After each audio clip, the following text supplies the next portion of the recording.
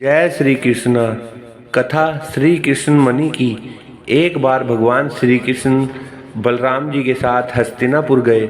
उनके हस्तिनापुर चले जाने के बाद अक्रूर और कृतवर्मा ने शतधन्वा को सैनमंतक मणि छीनने के लिए उकसाया।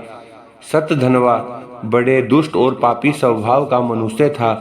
अक्रूर और कृतवर्मा के बहकाने पर उसने लोभवश सोए हुए सत्राजित को मौत के घाट उतार दिया और मणि लेकर वहां से चला गया।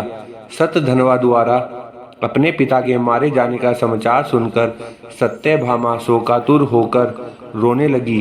फिर भगवान श्री कृष्ण का स्मरण कर उसने यह प्रतिज्ञा की कि जब तक श्री कृष्ण शतधन्वा का वध नहीं कर देंगे वह अपने पिता का दाह संस्कार नहीं होने देगी। इसके बाद उसने हस्तिनापुर जाकर श्री कृष्ण को सारी घटना से अवगत कराया। वे उसी समय सत्यभामा और बलराम जी के साथ हस्तिनापुर से द्वारिका लौट आए। द्वारिका पहुंचकर उन्होंने शतधन्वा को बंदी बनाने का आदेश दिया।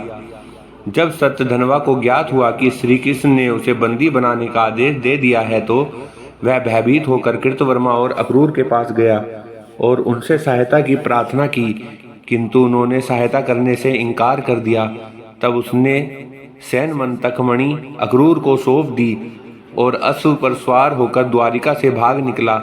श्री कृष्ण और बलराम को उसके भागने की सूचना मिल चुकी थी, अतः उसका वध करने के लिए वे रथ पर सवार होकर उसका पीछा करने लगे।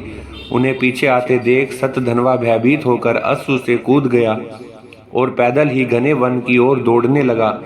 तब श्री कृष्ण ने सुदर्शन चक्र से उसका मस्तक धड़ से अलग कर दिया। इस प्रकार दुष्ट शतधन्वा का वध कर उन्होंने सत्यभामा की प्रतिज्ञा पूर्ण की। शतधन्वा की मृत्यु का समाचार सुनकर कृतवर्मा और अक्रूर भयभीत होकर अपने परिवारों सहित द्वारिका से चले गए। श्री कृष्ण अक्रूर से बड़ा प्रेम करते थे। जब उन्हें अक्रूर के द्वारिका से जाने का समाचार मिला तो वे अत्यंत दुखी हो गए। उन्होंने उसी क्षण सैनिकों को आज्ञा दी कि वे अक्रूर जी को ससम्मान द्वारिका वापस ले आएं।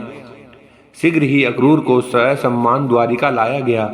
उनका अतिथि सत्कार करने के बाद श्री कृष्ण प्रेम भरे स्वर से बोले, चाचा श्री, मैं पहले से ही जानता था कि शतधन्वा सैनमंतक मणि आपके पास छोड़ गया है, किंतु हमें उसकी आवश्यकता नहीं है। आप बड़े धर्मात्मा और दानी हैं, इसलिए उसे आप अपने ही पास रखें। उनकी बात सुनकर अक्रूर की आंखों से आंसू बह निकले। वे अपने अपराध की क्षमा मांगते हुए बोले, दया निधान, आप परम दयालु और भक्त वत्सल हैं।